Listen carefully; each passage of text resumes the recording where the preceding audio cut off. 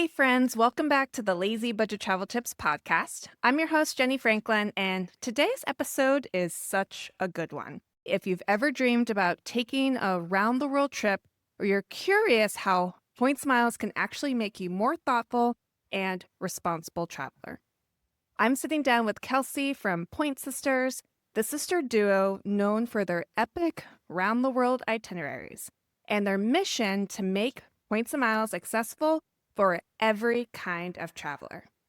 We're diving into how they got started and the big theme they've been thinking about lately: responsible travel and what it really means to be a global citizen. You'll hear simple habits for being a more thoughtful traveler, how points and miles can support responsible tourism, and why round the world tickets might be one of the most intentional ways to see multiple regions. You're going to walk away with practical strategies, inspiring stories, and a fresh perspective on how to travel smarter, not just cheaper. So let's get into it. Hey, Kelsey, thanks for being on the podcast. Genni, thanks so much for having me. Super excited to be here.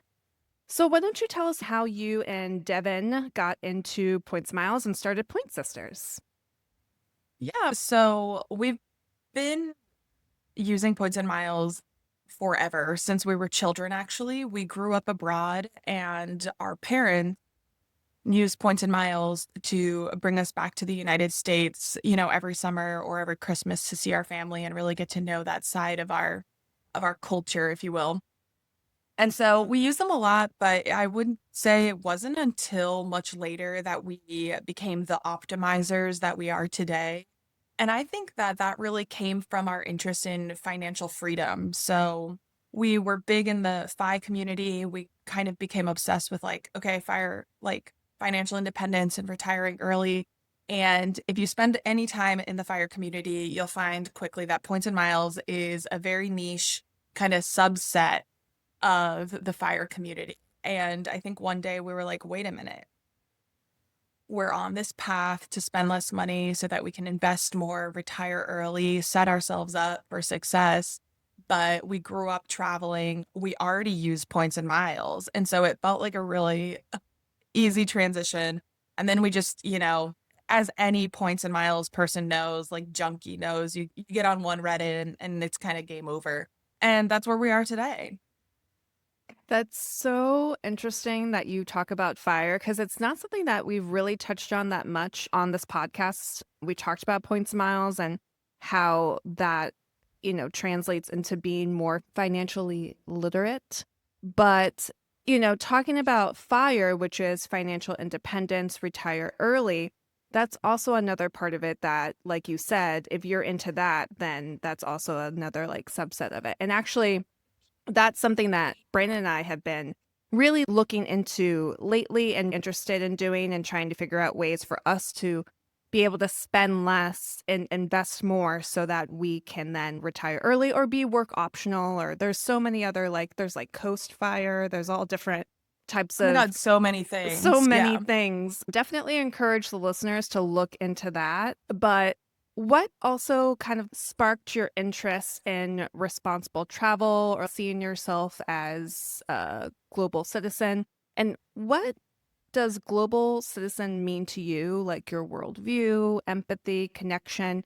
Why has this topic been on your mind so much lately? Yeah. Thanks so much for this question. I think that the answer is kind of three parts, I guess, but it's mostly personal. Um, I think it's because Devin and I grew up abroad. We spent all of our developmental years outside of the United States, and there's actually a term for it, like a sociological and anthropological term. It's called a third culture kid. And I'm reading a book on it now. If someone's never heard the term third culture kid, it's someone who spends their entire developmental years, 0 to 18, outside of their parents' home culture.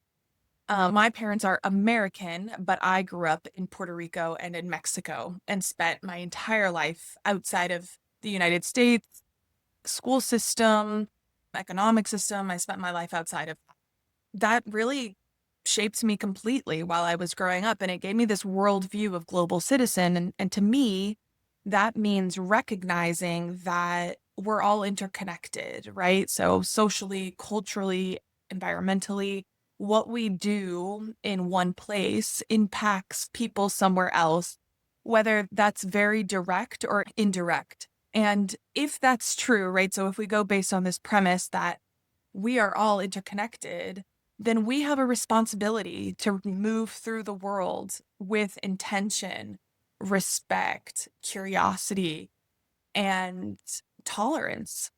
And so I would say that that's really the personal side. And then there's this other side, right? That side is more just practical. So on the other side is more the business side, right? Devin and I work with Point Sisters, and our goal is very simple: help people make smart financial decisions with the money they already spend and use those points to expand their worldview. And so we want people to travel, not just for fun. That's great. But because leaving your hometown or home state will naturally broaden your perspective. And when you meet people who are different from you, you become more globally aware and more tolerant without even trying. And so for us, helping people means helping them step into this global citizen, global worldview. And, then there's a whole nother set of people, the people who aren't traveling with points and miles, but people who are just traveling more in general. If we look at the economy right now, I think people between the ages of 20 and 50 feel really shut out of traditional milestones like home ownership. And what they're doing is they're shifting their spending towards experiences. We hear this all the time, the experiential economy. And it's true. We have there's real studies, real data that says, I'm not gonna buy into home ownership because I will never be able to break in there. So I'm going to fly anywhere in the world to see Taylor Swift. I am going to spend money on live music. I'm going to travel. I'm going to go see my friends and family in faraway places. We are seeing more travel than ever. And that's amazing. And I love seeing people travel the world, but still, like anything that grows exponentially or really quickly, it can have unintended consequences. So I think that generally speaking, there's this belief if you're a tourist or like a traveler, I think people will say, well, if I'm spending money, I'm helping the local economy. And sometimes that's true, but it also can have unintended consequences. And I think we see really, really impactful examples of that, like the home city where I grew up, Mexico City. It's a perfect example. We saw a huge influx of high earning digital nomads, and brought a lot of gentrification, a lot of money to the city. But what has it also done? It's also pushed locals out of central neighborhoods. It's also created these subcultures that are unintended consequences, right? So this is a very niche example, but I think it really proves my point. Mexicans eat lunch at 2 and 3 p.m. That is the time that we call comida. So we eat a heavy meal between 2 and 3 p.m. It takes a long time, an hour, hour and a half, 2 hours on a weekday. But since the influx of foreign tourists, especially Americans, have come kind of saturated Mexico City, restaurants are now changing when they serve lunch. And they're serving lunch at 12, 1, right, to accommodate this foreign palate. And we're changing the culture, whether we know it or not, right? I'm not saying it's good or bad, but we are changing it. And if you are unaware of this, then you missed the plot. You missed being a global citizen, right? And so I and again, I think I kind of went on and on. I'm just clearly so passionate about this topic, but we want to help people travel, and it's important that we talk about exploring the world and respecting the places and people who make those destinations special. And that's why this idea of global citizenship and responsible travel are really top of mind. And I think we just don't talk about it enough in the Points and Miles community because we're so fixated and obsessed, myself included, with getting, that 57,000 redemption in business class to London. And so I think that it's important we talk about it. I completely agree. And it's also been something on my mind. I don't think I've thought about it in the way that you have, obviously, because I'm not a third culture kid. Although I find, like, as you were talking about it, I thought to myself, I've thought of those things. And I've seen people post about all they really care about is getting those great redemptions. And honestly, that's awesome. And I love that for them. Of course. But they don't really I don't see, and I can tell by some of the things that people post in like Facebook groups and stuff, they don't stop to think like, okay, when I get to this place that I'm going to with this amazing redemption, how can I learn and embrace the culture of that place and that destination as opposed to trying to impose my culture and my beliefs on them? And I don't know if that's the right way to say it, but that's kind of like what pops in my head when people are like, oh, well, I don't like this about this, or it's not that I don't like it, but they might say, oh, well, I have to eat at noon, to go with your example. I have to eat at noon. And I'm going to Mexico City and they don't serve lunch until 2 p.m. Like, how am I going to survive? Instead of thinking, okay, I'm going to Mexico City. I'm so excited to learn about the culture, meet the people, speak to them, and just be just like immersed in this new culture. And I want to know, okay, so they have lunch at 2 p.m. I usually have lunch at noon. What can I do to be able to accommodate them rather than demanding that they accommodate me, someone who is coming from a foreign destination to their home and imposing my beliefs on them, you know? Yeah, no, absolutely. Kind of like these micro shifts.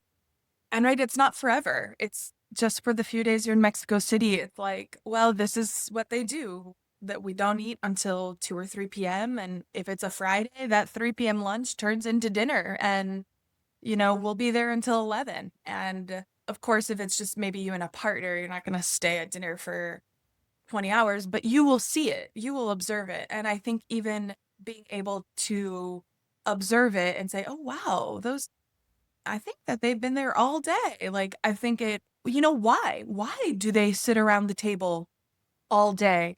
Oh, because Mexicans value community, they value family, they value relationships. And oh, wait, so do I. Right. And that's where we are all interconnected, right? This creates tolerance when we can see what we agree on, what we have in common, more than, what social media tells us. Always look at our differences. I think this is where, travel can really build bridges. And I think that's what Devin and we try to do. Yeah. I also want to say that I'm talking about traveling here. And so I don't want someone to click off the podcast being like, well, I want to go to my all inclusive resort in Mexico. Hey, chica, do your thing. That is a vacation.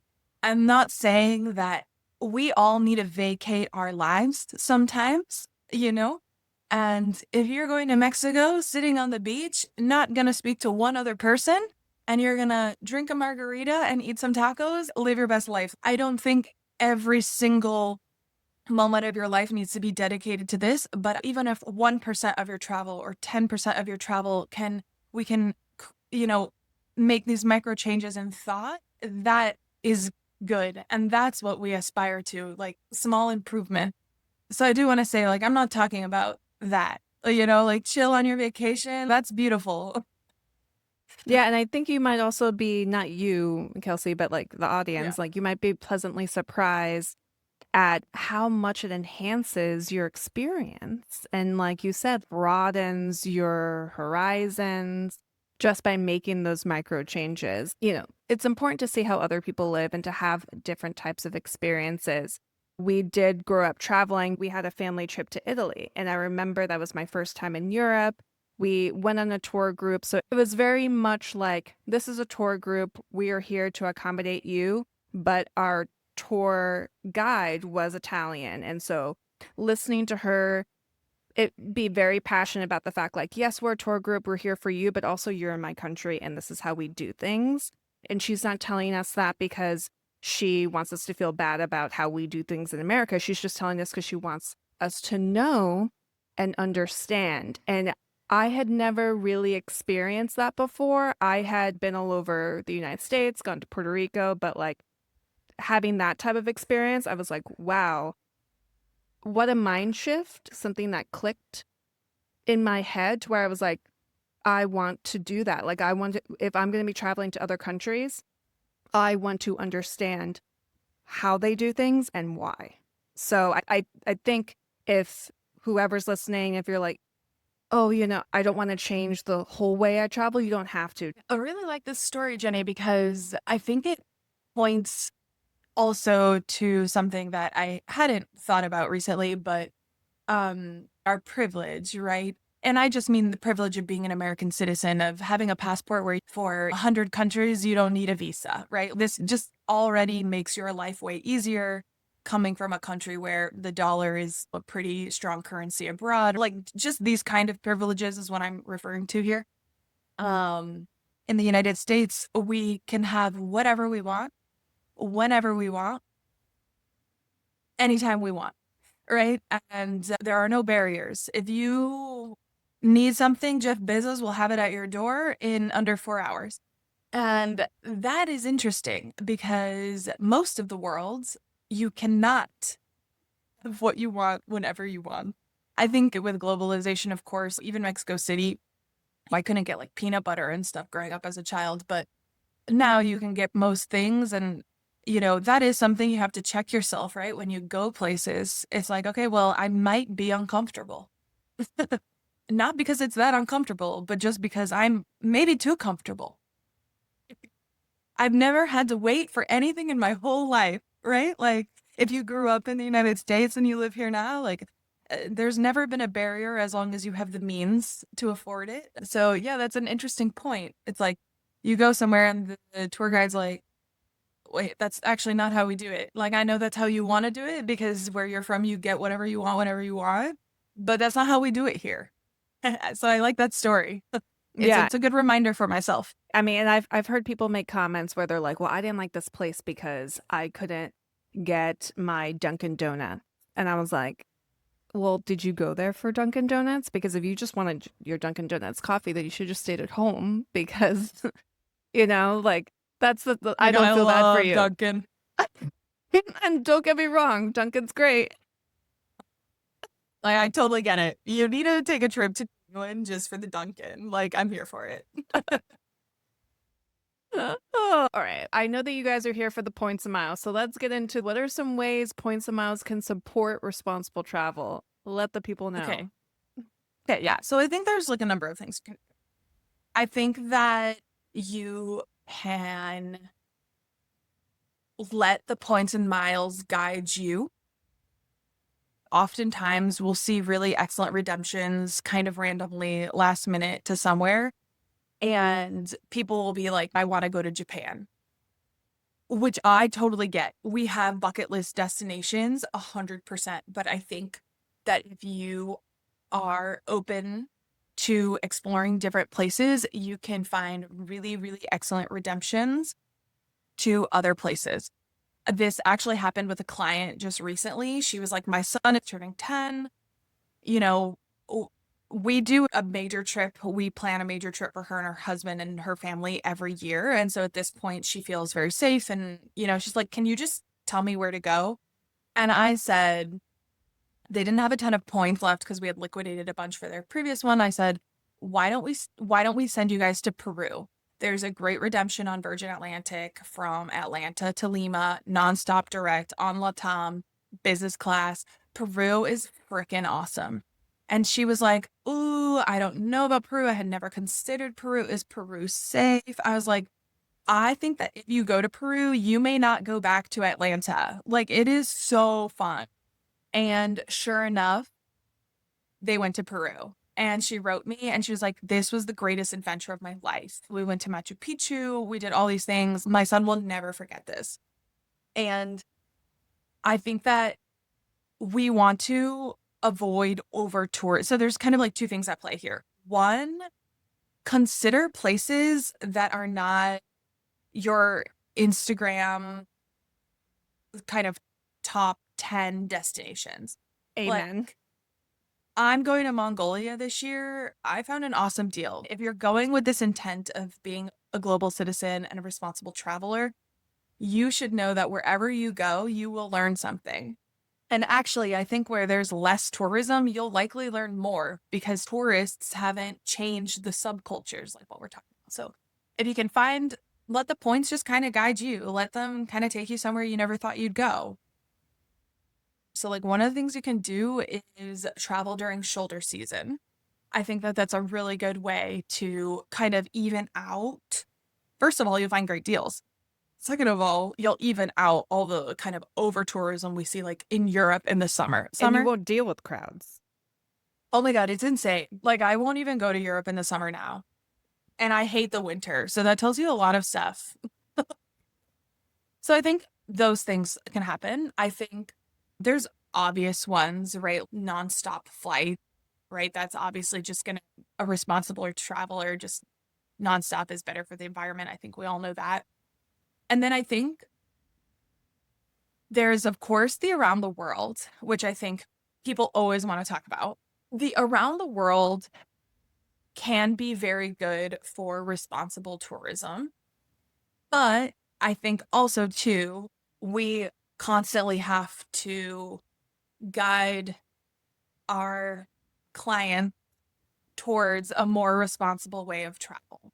And so I think, there's a couple around the world. We have the ANA around the world, which no longer exists, but people who have booked around the world are going to be flying them through June of this year. So we still have plenty of people who are on an around the world, and they can make minor modifications kind of throughout.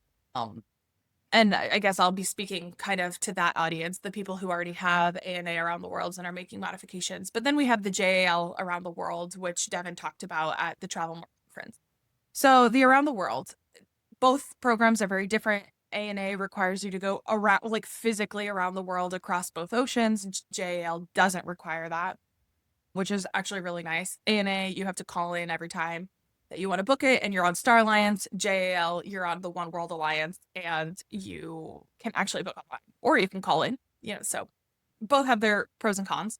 One of the things about the around the world is you can make up to 8 stops, but as both programs are different, so they have kind of minimum and maximum stops. One of the things that we have to push a lot with people is go slow, right? I can't tell you the amount of clients who are like, I want to fly to Taipei, and then 2 days later, 2 days is enough in Taipei. When people tell me that, it actually irks me. When they're like, oh yeah, 3 days is enough in Paris. It's like, oh my God, what are you talking about? Yeah, you can see everything you need to see in Taipei in 2 days. Like, what?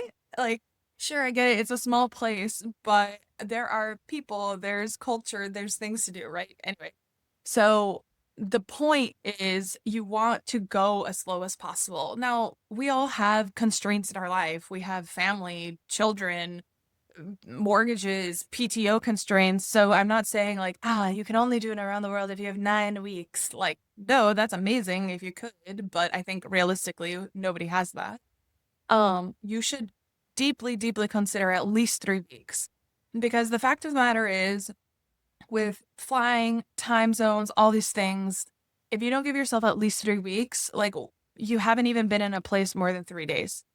And so that's what we say. We tell people, take it slow, try fewer destinations for longer, and enjoy those places, get to know those places, right? As opposed to just bouncing every 3 days.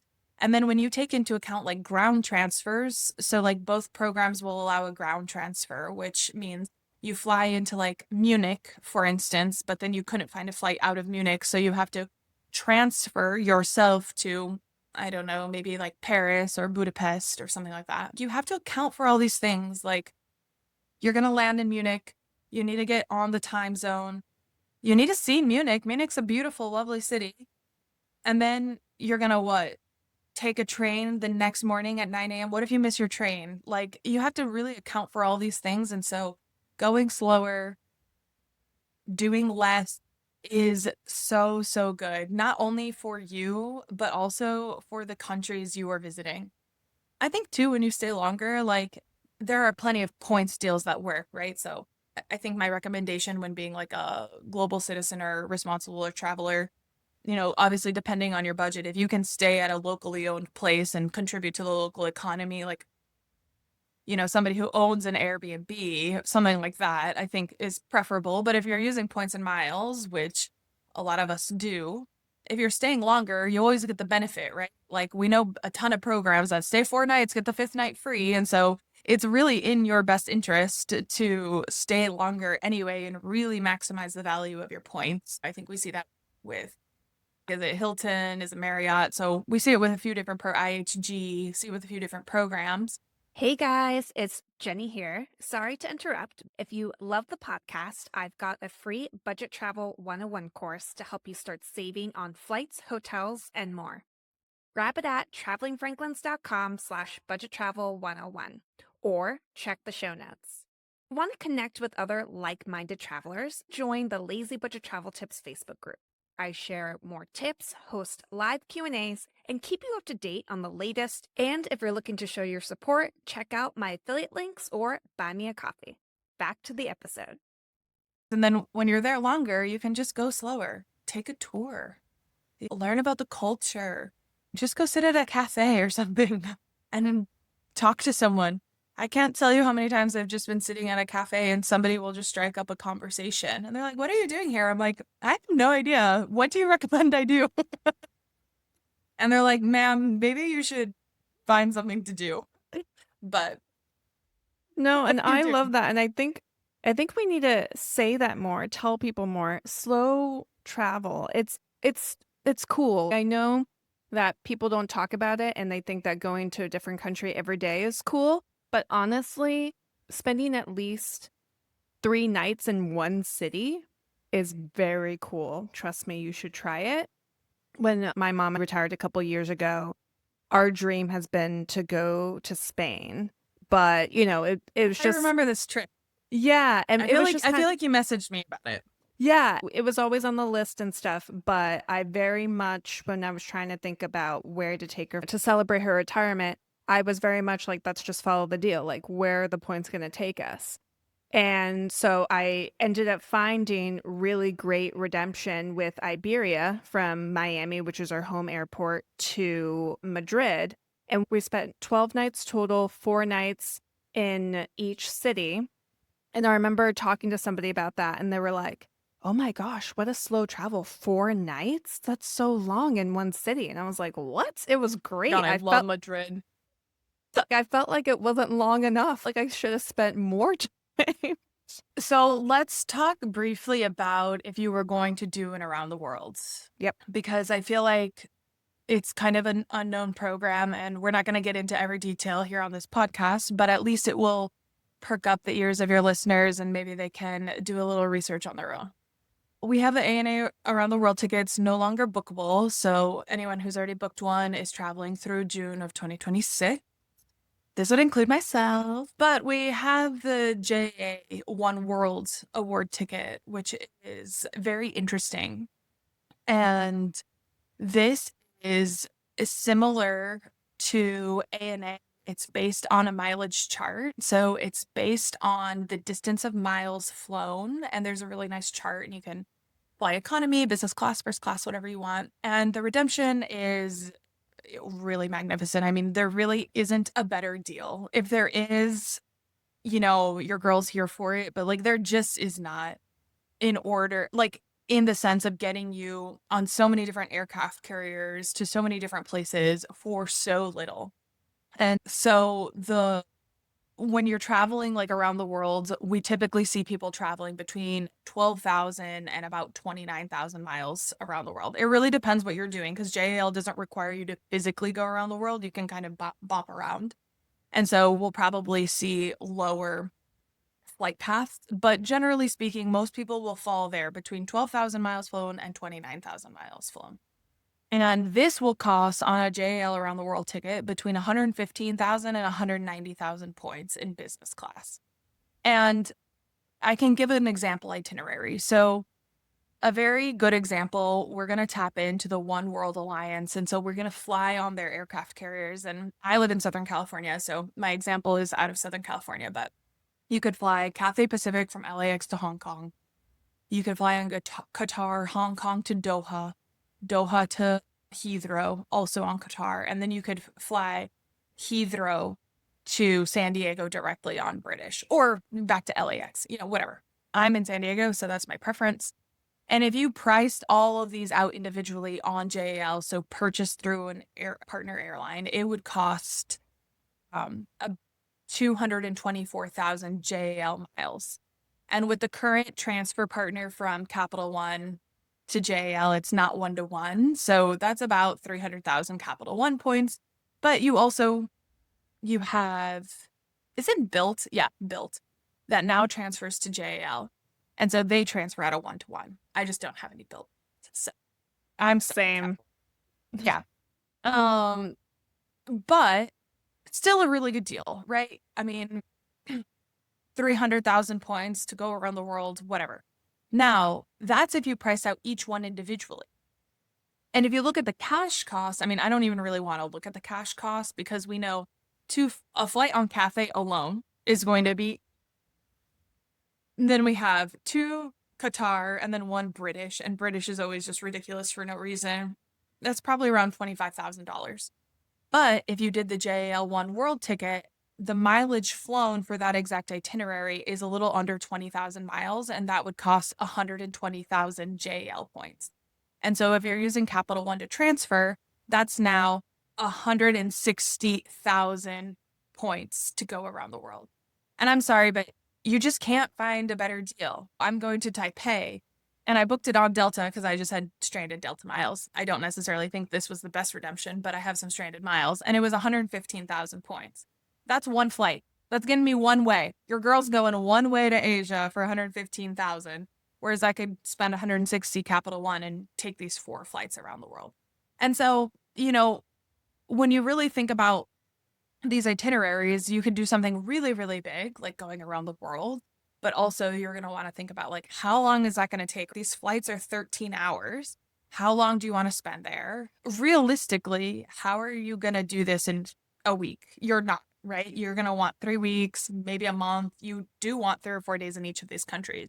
So you could make it even smaller, right? You could do something necessarily smaller distance, but maybe not around the world. You could go San Diego to Narita. We have a nonstop on JL. You could go Narita to Fiji, Fiji to Sydney, Sydney to LAX on Qantas, or you could go from Fiji back to San Diego or Fiji to LAX. That's really the nice benefit with JAL, right? You're just kind of going across the Pacific, going down and coming back. You're not necessarily having to go around the world like we had to with ANA. ANA had a lot of really, really just so many rules. It was honestly so complicated, but it allowed for a lot of like creativity, whereas JL is just really flexible. But that same kind of itinerary would also cost you 160,000 points. And it's just, who here on this podcast has 160,000 Capital One point? I mean, probably a good chunk of people. Like it's not that many points. It's just a couple sign-on bonuses. So yeah, really doable. I think it's just kind of the best redemption in the points and miles world. And we can't go into every single detail here in this podcast, but if you ever want to hear us speak, we always speak at conferences probably at least once or twice a year. And, we really do full in-depth sessions and we give away all the information. And we say, this is exactly how to do it from A, B, C, all the way to Z. And so if you wanted something really more comprehensive, I'd love to meet you in person and you can come to one of those talks where we can really dive in. But I think it's just such a deal. And as points and miles people, we love a deal. Oh, we love a deal. We love a deal. 100%. Your deal to Spain was really good because you told me you got the 34K before it went away. Yeah. That was pretty awesome. And I love how you guys literally, like, no gatekeeping. The first time I met you guys was at Travel More. and you were talking about round the world for with ANA, and you literally give us the whole spiel. Like, this is exactly step one, you do this, step two, this is how you do it. And everybody walked up to you and was like, so how much do you charge to do it? And you were like, wow, I told you guys exactly how to do it. That's the funny thing. I was like, because Devin and I talk about that a lot. We're like, we charge $500 for this service because it's very complex. Like, there's a lot of moving pieces. It takes a lot of time. And I was like, if we tell them all step by step how to do this, will we just lose our entire business? And we ultimately were like, nah, let's just go for it. We want people to get after it. And like, honestly, at the end of it, we were inundated with requests. Devin and I almost had a panic attack like come May. But yeah, we are you get after it. We will give you all the like A through Z. You won't even need to contact us. You can do it on your own. But I think most people just ultimately decide like, I don't really want to do this on my own. I'm like, okay, we're here to do that too, if that's what you want. Well, and they're saving so much money by using these points. Like for me, the stress on top of not really having time, a lot of mental gymnastics, a lot of coordination, and then also a lot of time on the Yeah, phone with ANA. And I don't have that. I don't want to spend all yeah, that time, you know? So I think it makes totally. sense. Funny on that topic of travel more, this one couple, Michael and his partner, they wrote me, I can't remember when, kind of recently, and they're like, we saw your talk at Travel More, and we attempted to do this on our own. And he was like, I spent 17 hours on the phone with ANA, and they had to go back because they record all your conversations with ANA, and they had to go back and listen to the recording because of like some weird detail that got lost in translation. And I was like, sometimes you hear these horror stories, and if you hear that horror story, I think the immediate thing, no, I'm booking with Kelsey and spending 17 hours on the phone with someone with a who like where there's a language barrier, you know? Well, and that's on Oh, top of all the research that you're doing, trying to figure oh out the yeah. segments that are working. I was so proud because I was like, yes, that is exactly. Yeah. I didn't want to feel like they came and paid only to be sold something, you know, Oh, like I that know. feels True. icky. I don't like. And so I was like, hell yeah. They like Hmm. really tried and I love them. So, for the listeners, you guys don't only book round the world. You guys do other bookings for people as well, right? It would be great if people knew what you guys offer. Oh yeah, of course. We do award bookings all the time. And that's the person who's like, yo, I I heed the call. I got all these points. I opened up all the credit cards. I spend so much money because I have kids and a business, and I have 4 bajillion Amex points, and I want to go to Paris in business class.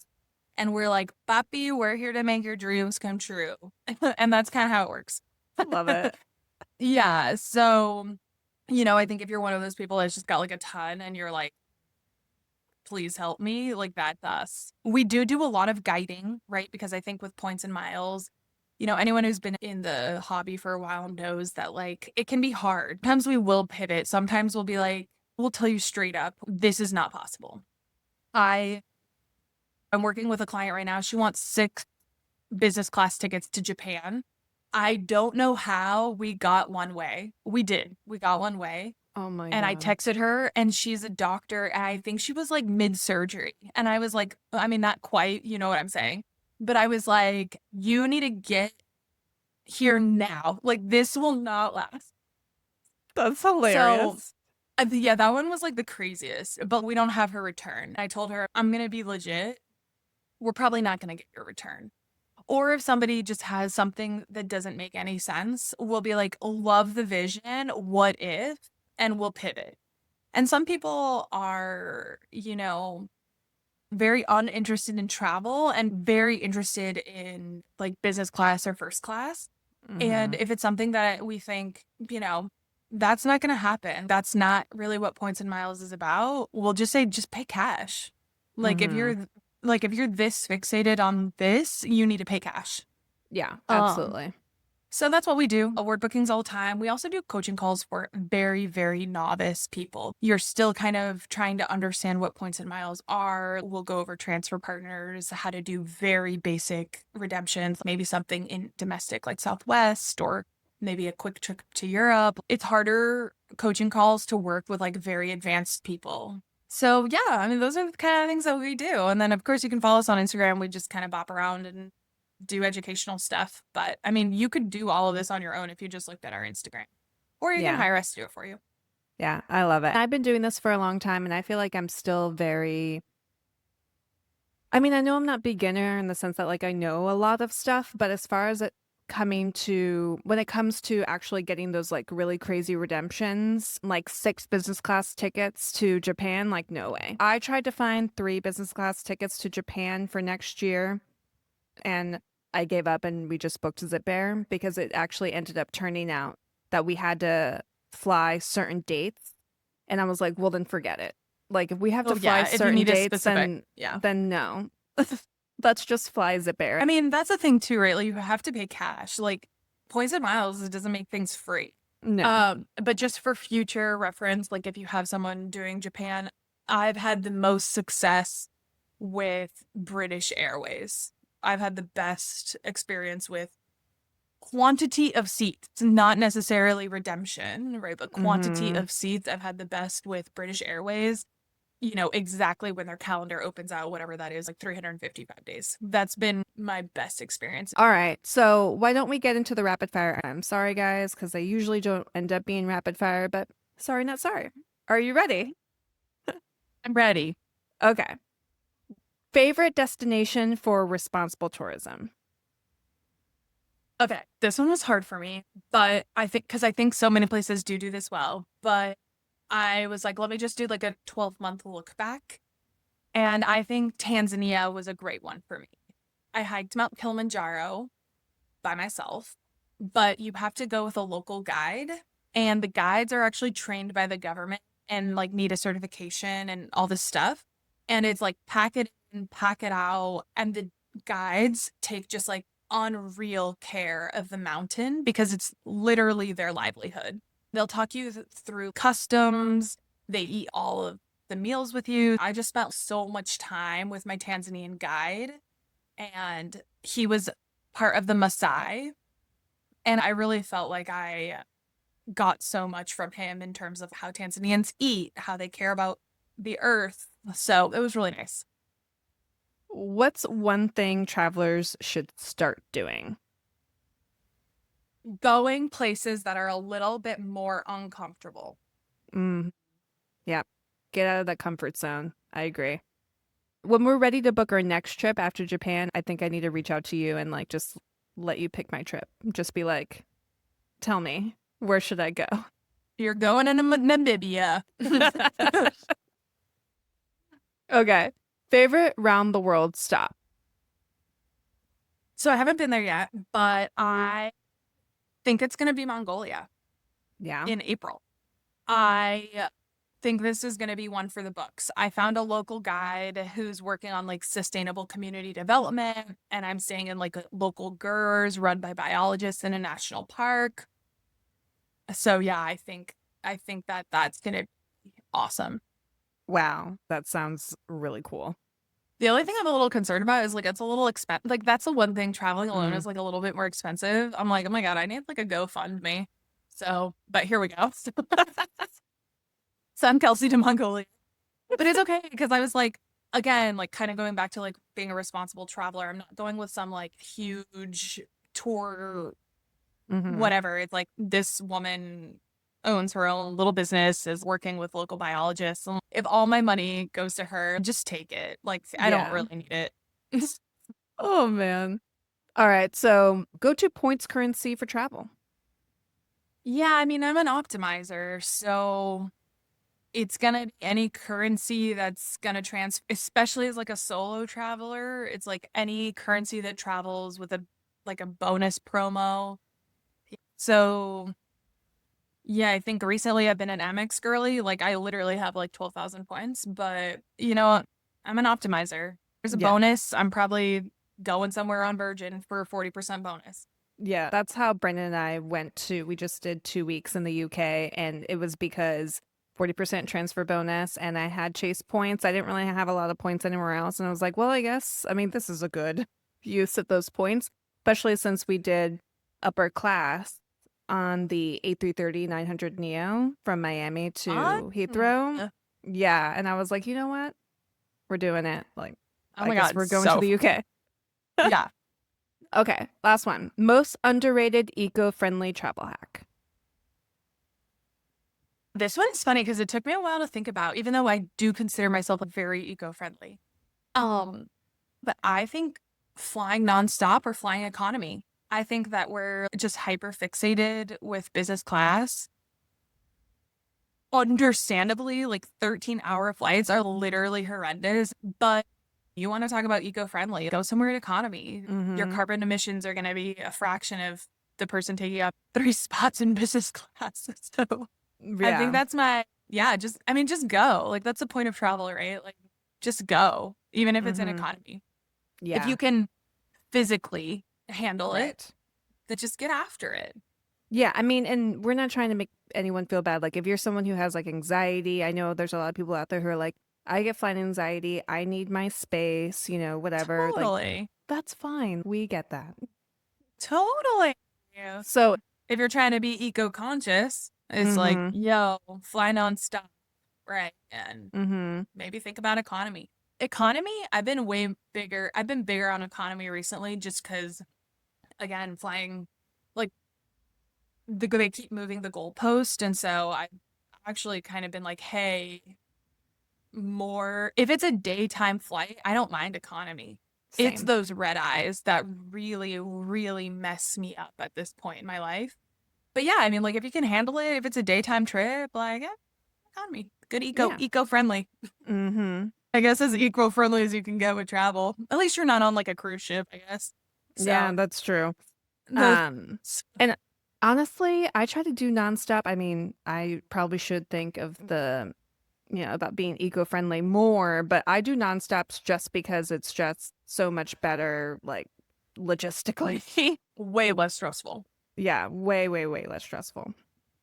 Well, Kelsey, thank you so much for joining us. I think this was a really important conversation, and I know that I learned a lot, and I'm sure the listeners did as well. One more time, where can everybody find you and Devin? We are at Point Sisters on Instagram, or you can go to our website, www.pointsisters.com. And thank you so much for having me, Jenny. Really appreciate it. And I will have that in the show notes as well. But all right, friends, that's a wrap on today's episode. Again, huge thank you to Kelsey from Point Sisters for sharing her thoughtful, real world approach to traveling with intention and for showing us how points and miles can open the door to deeper, more meaningful travel. I hope this conversation reminded you that responsible travel doesn't have to be complicated.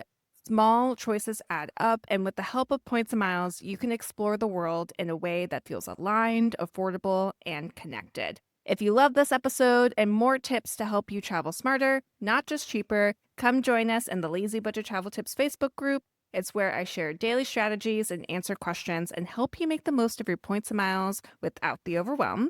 So, thanks for listening. And remember, there's no right or wrong way to save money on travel, just the best way that fits your life. Have a good one, guys.